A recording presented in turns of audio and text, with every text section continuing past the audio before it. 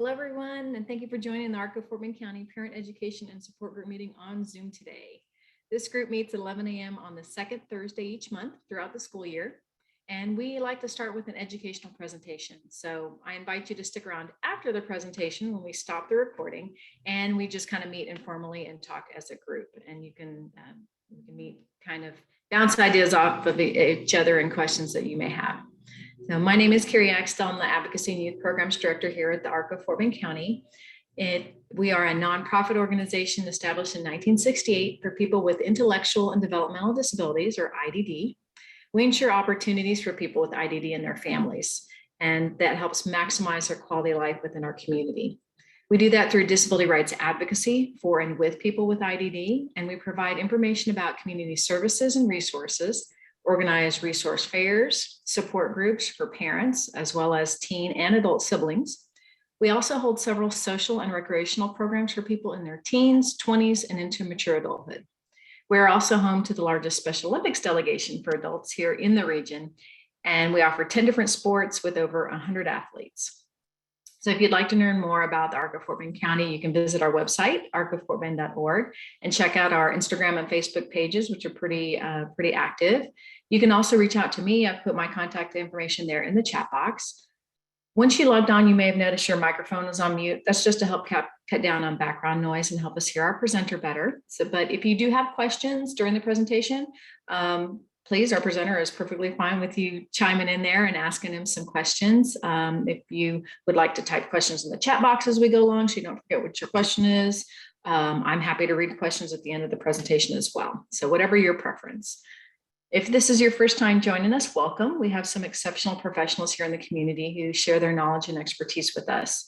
This month that we are very pleased to welcome Jimmy Clark, who is with 18 and Beyond Special Services, and he's going to be here to talk to us about employment and transitioning to adult life.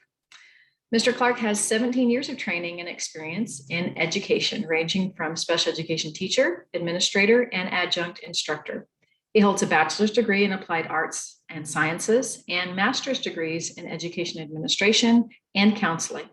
Mr. Clark has several teaching certifications in vocational, job skills, work readiness, and he is also a supported employment specialist. In 2016 through 2018, Mr. Clark piloted the first 18+ transition program in Alief ISD, the ALFAS, or Alternative Learning for Adult Students, and the TALIS, or the Transitioning Adult Students to Success programs. Both of these programs served adult special education students between the ages of 18 to 22, and students were placed at various places of employment to gain paid competitive work experience. Mr. Clark oversaw the programs which provided ongoing support in integrated settings for individuals with significant disabilities.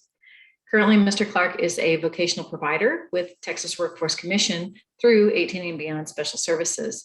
And as an educator, Mr. Clark uses his background and experience to effectively communicate, instruct, and work with students of all abilities. So welcome, Jimmy. Thank you so much for being here and giving us some insight into that great jump to adulthood. Great, happy to be here. Okay, are we ready to start? Yes, sir. It's all yours. Okay. Good morning. Again, I'm Jimmy Clark. I'm the Executive Director of 18 and Beyond Special Services. And I'll be talking to you today along with my PowerPoint presentation, Serving Special Needs Adults with Real Skills for the Real World. A lot of times when parents have individuals with disabilities, their children, the first thing after they complete their tour of high school, and some stay to the age of 22. And when school is no longer an option for them, they're pretty much, okay, what is the next step? What do I need to do with my child? I don't want to keep him at home. I want him in some programs, or he can work, but he's going to need some support. So I'll be able to answer all of those questions today with my PowerPoint presentation.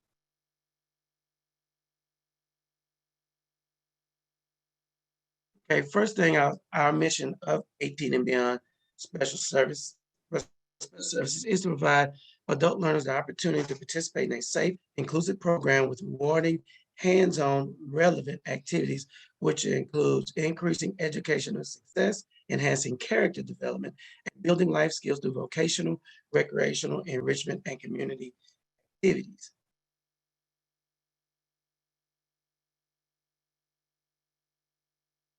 I am the executive director myself.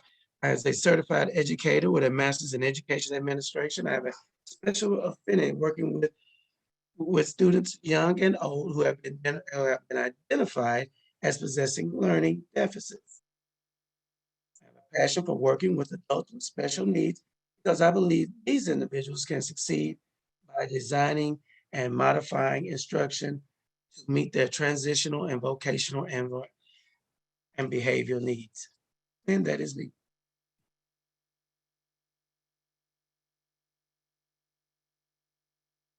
Our goal is to teach young adult students the importance of self-determination, self-advocacy across four learning domains: education and training, employment, community orientation, and independent living. Out of these four domains, you may say, okay, well, I don't want my child to live anywhere else. I want them to stay at home, but I want the employment, the employment component. Or he or she is not able to work, but they need to know what services in the community. Maybe bus transportation, maybe learning how to use an Uber, or maybe the city services. This is where I go to get a marriage license. This is where I go to the doctor. Maybe this is the doctor that I go to, and also being able to communicate to the doctor as an individual with a disability. We also specialize in vocational rehabilitation services, supportive employment, and rehabilitation by special needs adults. These are some of the job training sites that they go to. I believe this one is at Goodwill in Missouri City.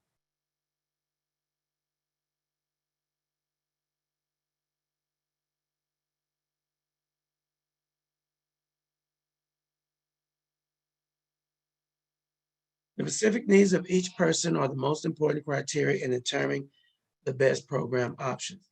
We offer training and workshops through Texas Workforce Rehabilitation, or Texas Workforce Commission for individuals with intellectual disabilities.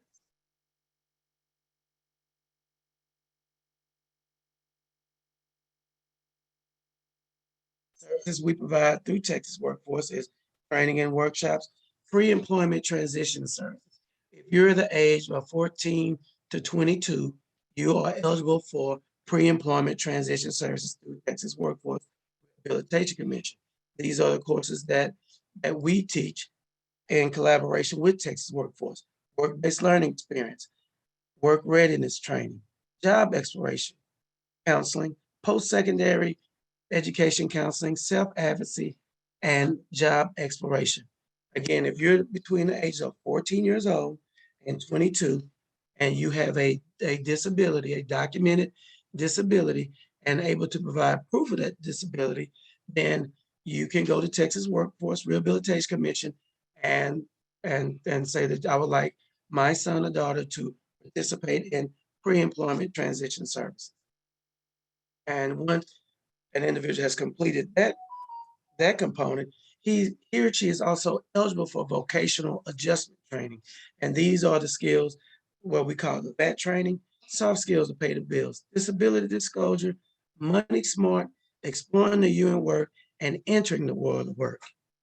These courses here, uh, what you'll be learning is the money smart, the difference between credit, debit, managing a bank account, knowing what insufficient funds mean. Also, meaning that if you get one has a checkbook, that one cannot just write checks because it is backed up with the amount of finance, an amount of money that's currently in the bank.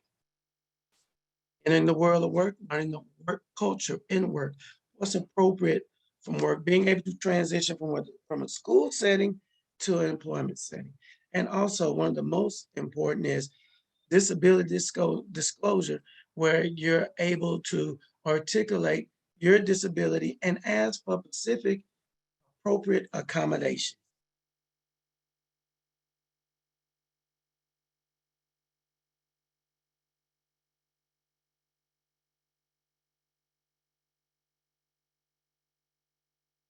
Employment services, or what we call supportive employment. What is supportive employment? Is a place where you train the model of employment where an individual with a significant disability receives the appropriate ongoing support needed for success in competitive work environment. Like for instance, say for instance that he has the physical capability to work, but he or she cannot be left alone and just dropped in a work environment. But what supportive employment is that the individual is assigned a job coach. The job coach works with the individual. The job coach does not do the job for the individual. It pretty much shows the individual best practices while performing the duties. Say for instance, if he has a job where he has to cut open boxes with a box cutter, the job coach will tell him how he would cut away from himself and not bring the blade to himself. If he's stocking, it would show him the best practice for stocking or preparing for work. Get all your materials ready for work where you don't have to go grab this, grab that, and have a system in place while working.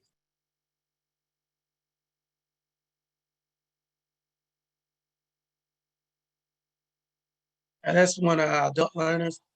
He works at Main Event. He works at Main Event.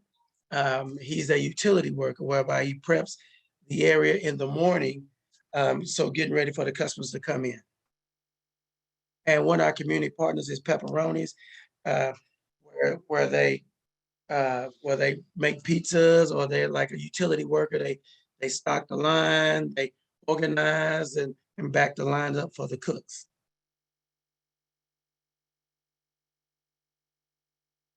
Services provided by 18 and Beyond Special Services.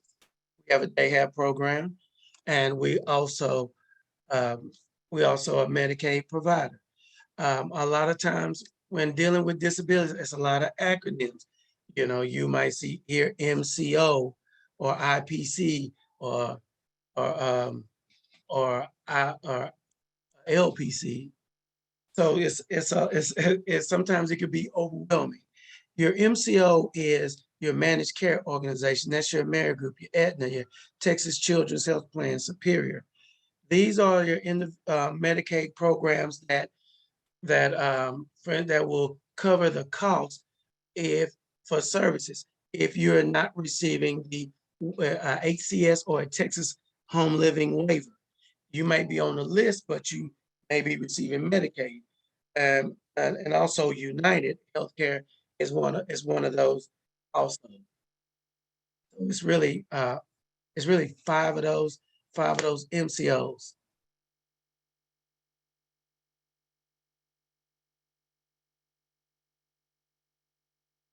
Services provided by Texas Teaching and Learning. This is the 18 Beyond sister company, which is an HCS provider. Home and community-based services. What is HCS? It's a Medicaid waiver program that supplies services and supports to Texans with an intellectual disability or related conditions so they can live in a community. HCS services intended to supplement rather than replace services received from other programs, such as Texas Health Steps, natural supports, including families, neighbors, and community organizations. Who can get HCS? A lot of parents may be on the list. I'm on the list.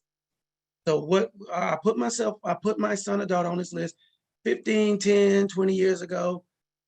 What is it? They told me it's good to be on it. We own it, but I don't know anything about it. Could you tell me about it? Okay, is able to provide any Texas resident not living in an institutional setting who has an IQ of 69 or below, or has an approved related condition, or with an IQ of 75 or below, has mild severe deficits in adaptive behavior, is eligible for Medicaid benefits, and is not enrolled in any other Medicaid waiver program. Okay, you say, well, I'm enrolled in Texas Home Living. Can I be in HCS?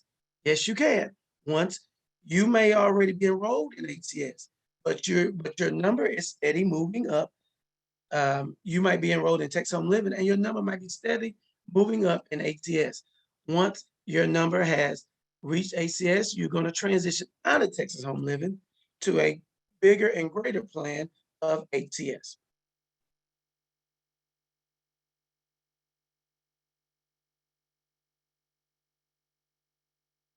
services provided by Texas Teaching, Learning, Caring, or what we call TTLC.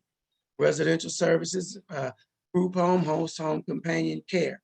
Host home companion care is when the individual stays with the parent and the parent receives a check for the individual living at home with them. It depends on the level of care the individual. It may range between $1,200 a month to $1,800 a month. It depends on the level of need for the individual. They through HCS, group home is covered, residential services, host home companion care, day habilitation, employment services, nursing services, dental services, behavior support, supported home living, social work, occupational therapy, physical therapy, speech therapy, dietary services, audiology services, cognitive rehabilitation services, to minor home modifications, adaptive aids, and transition assistance. All of these are provided through HCS. So if one is eligible for HCS, he or she is eligible to get services about up to $80,000 per year at no cost to the parent. So that is the list. Okay.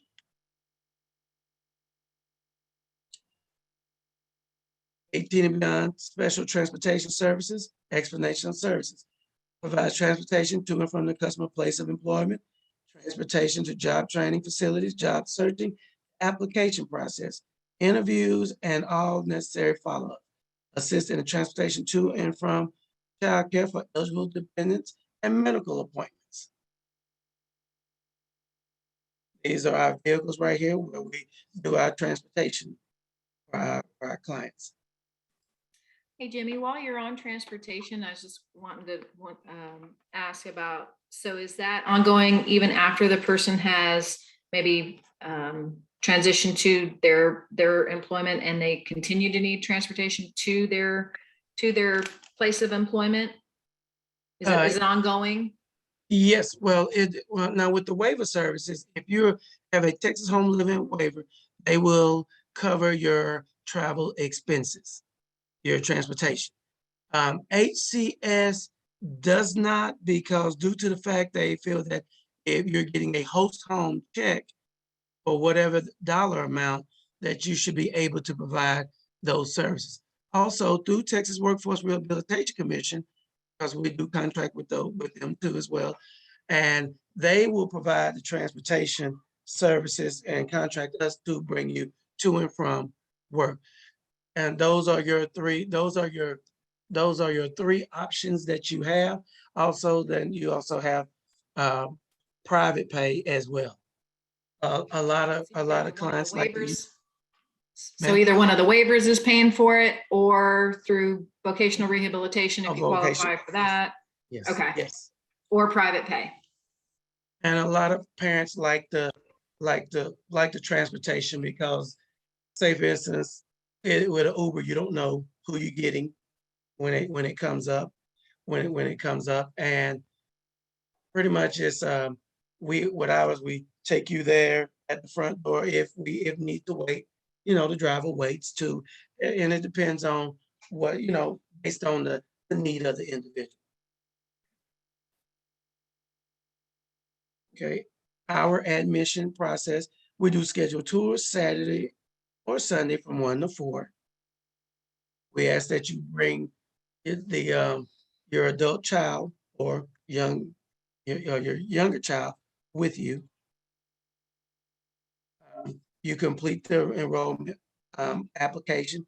The intake advisor will review the adult learner's IEP and the last ARD information along with the enrollment application. Upon approval, the adult learner will be notified of acceptance and enrolled into the program. It's based on whether or not you can be a good fit in the program.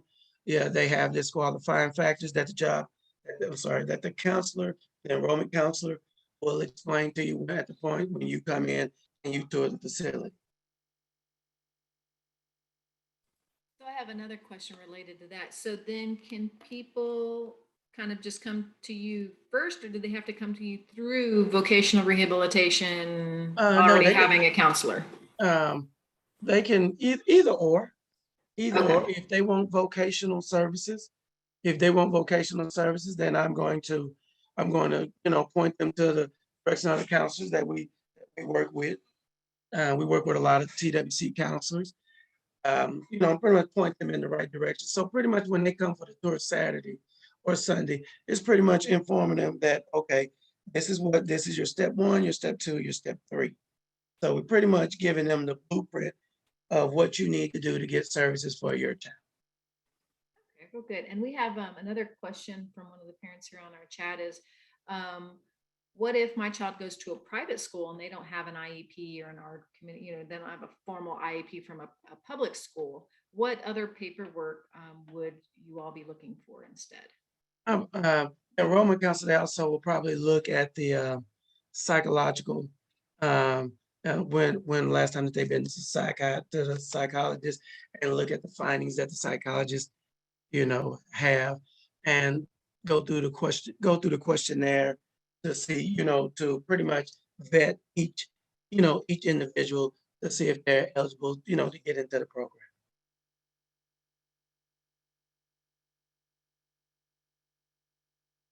And some of the outings that we have, that we that we have, that we offer at 18 Beyond, it's some of the outings I'm showing that we have a bowling team that we go twice a month. We got arts and crafts, pictures of the zoo, go-karts. And we provide a monthly calendar every month of the events, and is issued out to the parent. If let me go over, I'm gonna look at some of the read over some of the, I have the calendar in my hand. Yesterday, the CBIs, or what we call field trips.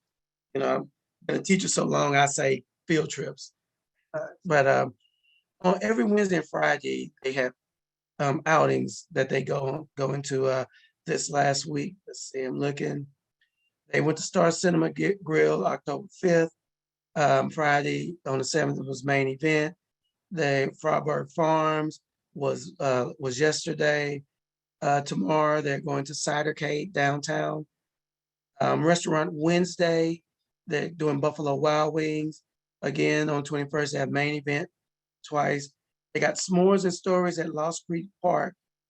And they got Cidercade again on the 28th of the month.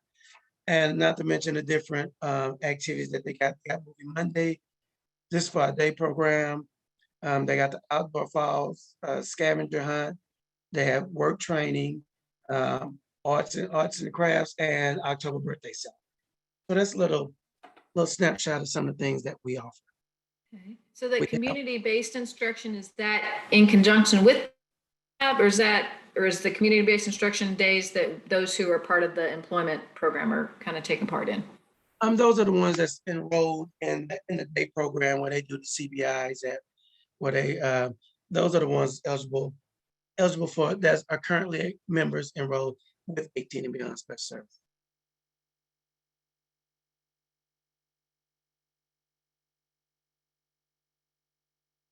And that completes everything. Any more questions? I'm open. All right. Well, I know we had a question a little bit earlier too, just about the PowerPoint presentation. Would that be something you can share with me, and then I can send out to everybody who registered for the event, along with a video recording of the actual presentation here? I can send that out to everybody who registered. I hope I wasn't going too fast. Oh, no, I don't think so. So would you be able to send me the PowerPoint presentation and I can share that? Oh, yes. Okay, great. So what are some other questions? Anybody, I'm looking on the chat here to see if anybody else has any other questions.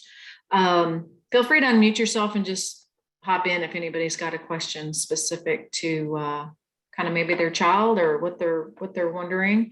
Oh, here's another one.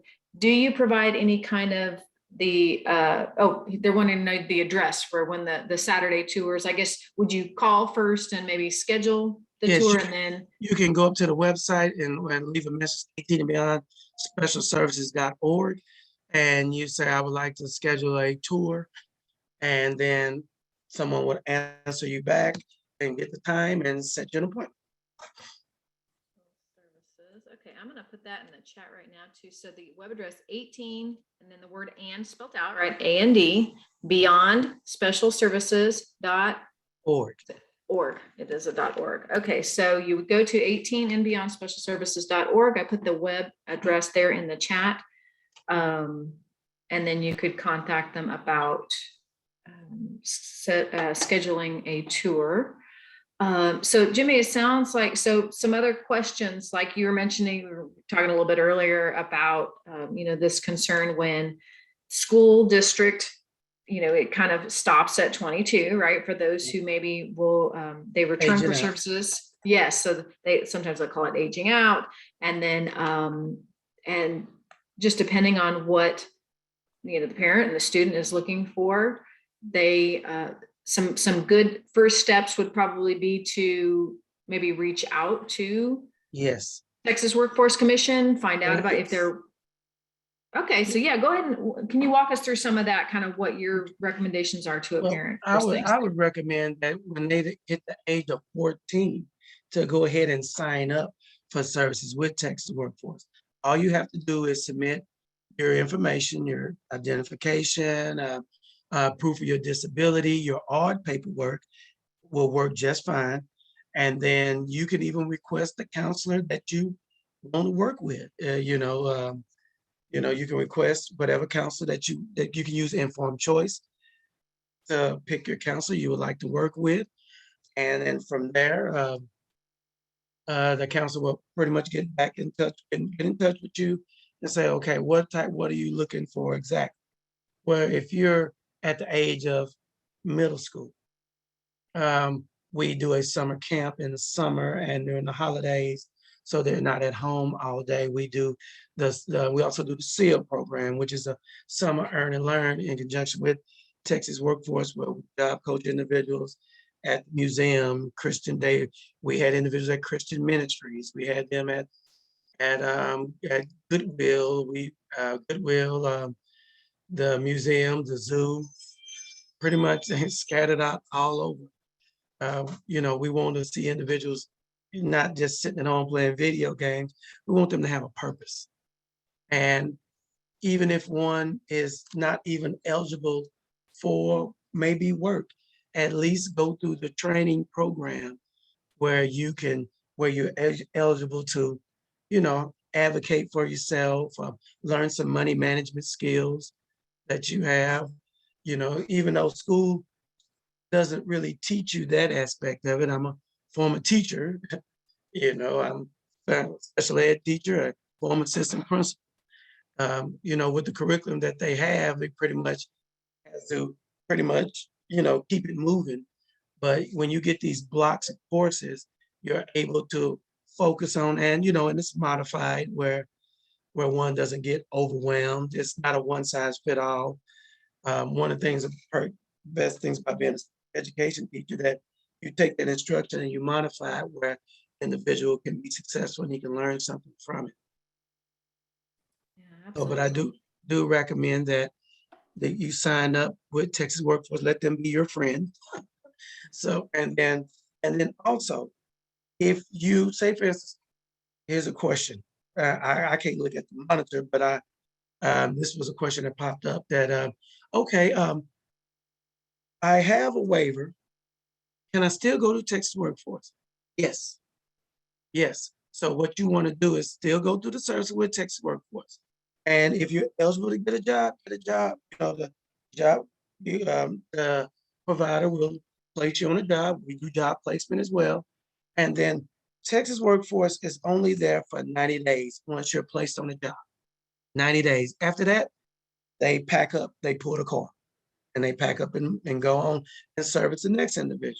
So, well, Mr. Clark, he did the 90 days, or she did the 90 days on the job, but but she needs some more help. She has the only thing we have now is that ACS waiver. Well, the ACS waiver, she has those services till the day he or she dies. So when she's finished with the TWC, You can use that HCS waiver for employment assistance or supportive employment, and the job coach will still be there with the individual and supporting the individual. Okay, great. And another related question that we had is just asking to kind of explain whether or not there's overlap between what your organization does and what Workforce Solutions does or not. And my understanding is it's not. They kind of introduce you to, but can you explain that a little bit for the parents so that they know the difference between 18 and beyond special services and Workplace Solutions, vocational rehabilitation, and what they do? What Texas Workforce Rehabilitation does is they pretty much, they contract with my company. And just like they contract with other job placement agencies. And what they do is that once you line up with them and then you do your informed choice, and say, for instance, if you choose 18 and beyond special services, well, then that council will call me, we'll set up a Zoom meeting, and then pretty much they will send a referral over to me, give me the background information on the individual, and to see if it'll be something that I'm able to work with. And then from there, and then everything's a go, set up a meeting, a job placement. Or we set up or they set up a meeting for the individual to start the classes. What we recommend that before anybody start a job, go through the pre-employment transition services first, do the coursework. That way you have a good understanding of what is expected to me when I'm on this job. Because a lot of times, and a lot of council would say, you need classes before I, put you in some type of training program, job placement. You need to learn the ABCs of work first. You need to get you work ready. You need to know about when an individual gets paid, whether it's weekly or bi-weekly, what's expected of you while on the job. Because a lot of times they say, well, I didn't know I thought I could take a break anytime, or, a lot of things that never really was discussed, because you have to realize the individual has a disability. And a lot of times they're not going to understand unless they get assistance in explaining, the logistics of being employed. And so, they understand that work culture through those courses. And then once they move on from there, then they're eligible to go into a job placement or supportive employment. Right.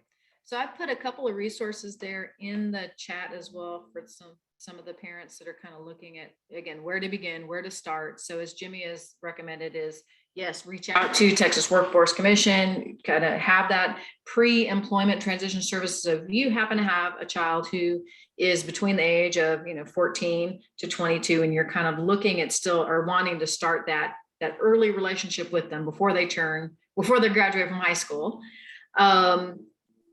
One of the numbers or resources I know about, and I don't know, Jimmy, if you have any direct contacts, but I was given how to locate a regional vocational rehabilitation counselor.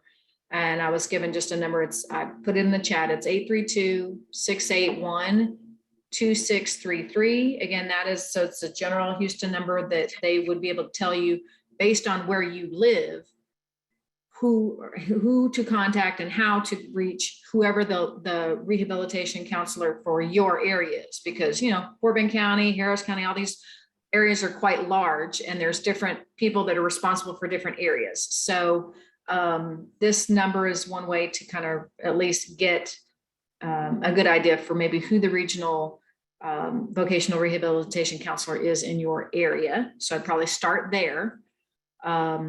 And then also another parent had a great question is, okay, what if in their scenario, their child this year is the year they're turning 18, they're going to be graduating from high school this year.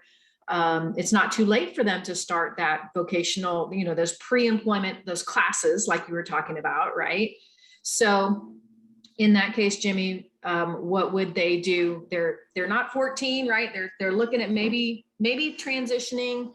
They're going to be graduating from high school, but maybe they still have a couple years left maybe they're going to return for services through their high school for that adult transition time. But in the meantime, can they also be doing some of those things, those classes like you were talking about through the vocational rehabilitation? And I kind of already know the answer to the question, but I'm leading the question for you so you can. It's one of the questions one of our parents asked. Can you repeat that, please? Yeah. So the scenario is there's an 18-year-old who maybe is going to be graduating from high school this year. They may return for services next year, right? They may still be at 19 and 20, still at the school district doing the adult transition. But this parent is wondering, can they also supplement what is offered through the public school by also contacting vocational rehabilitation and taking some of these classes? Yes, yes, they can. Mhm. Yes. And I recommend them to call Texana to see where they at actually on that list too. So that's going to be a big help to the parents, down the line. If their number is close, yeah. Right, right. And that is earlier, if you parents are looking at the chat at all, earlier on, I did include the Texana Center, just their main intake line.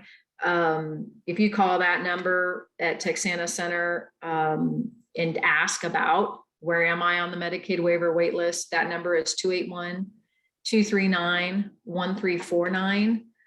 So that's Texana. If you live in Fort Bend County, your local IDD authority is Texana Center. And the way to reach them to ask about things like the various Medicaid waiver programs, behavior supports that they might have available to your child, or either mental health services. The phone number there is 281-239-1349. Yes. All right, and there's another question. Is there a visual roadmap for all of this? I know, I wish there was, right? Yeah, no, it's pretty much, once, once they pretty much leave here, they pretty much got it, it's pretty much got it. A lot of times, coming from a school background, coming from the district, is you're limited in what you can share with the parent because you don't really know. We I can remember we used to before they had when we used to do the R's, we used to have to type them up instead of just clicking them. I'm telling how old I am now, but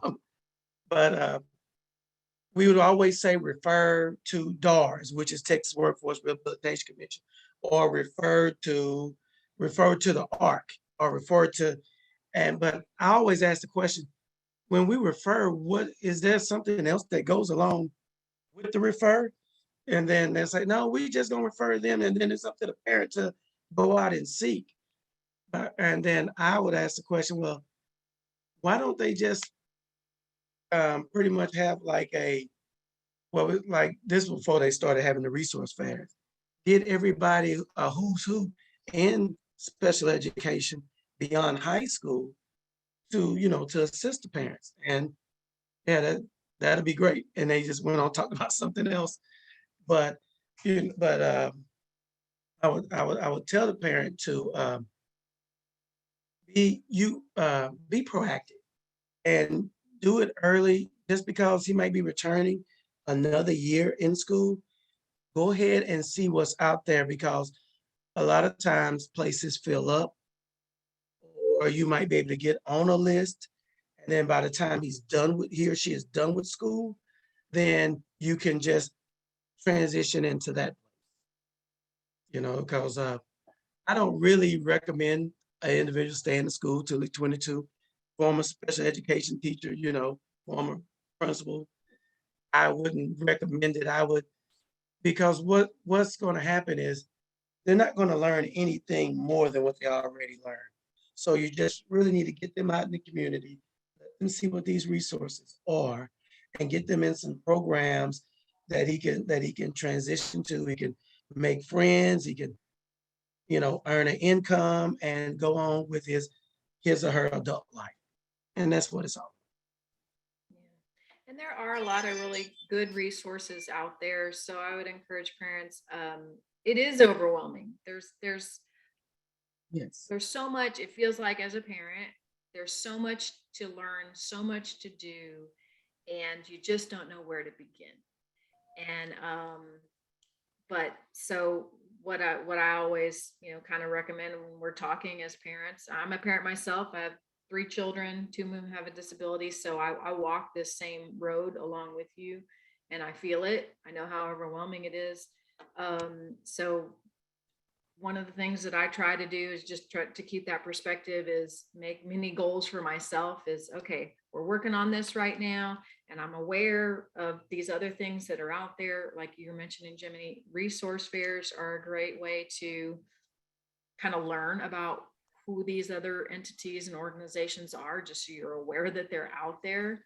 But Yeah. be kind to yourself as a parent and patient with yourself as a parent, because it is and can be overwhelming. But if you know that you're doing and taking the steps that you can when you're able as a parent, then you're helping your child and you are doing the absolute best you can. Parent support groups are another way to learn about great resources and talking to other parents and just find out, well, how did you do this? And how did you, how are you kind of handling this? And what things have you learned about or know about? So, and here in Fort Bend County, I've got to say, we have a lot of great resources. And so use those resources. The ARC of Fort Bend County, we're here and happy to bounce ideas and see what your concerns and questions are, and hopefully point you in the right direction. If it's not something we do, or we know there's another entity that maybe can fill that space for you and your family, we're gonna let you know about it. So and then, so I'm looking some more questions that we have here. Will we be able to cobble together any of these programs and services to total a full work week?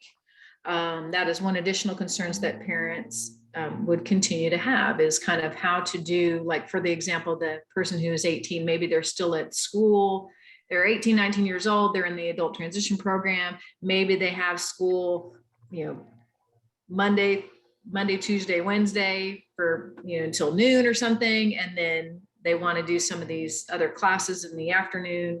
I would think that would be individualized, right, Jimmy? Right. It's based on what are we offering at that time? And but well, I can say for what we have done, we do offer some classes in the evening as well too. But mostly I would say that I recommend that, during the course of the day, our classes usually run between 8:30 to 1 in the evening. The VAT courses and the pre-employment transition. And they usually run about, I would say, about a little bit over a month for these courses here. Your pre-ETS is, I think it run about a little bit, about a month and a half or so. So that's how long. Yeah, I was getting ready to answer the question just in case. So, well, how long are these courses? So between about a month and a half to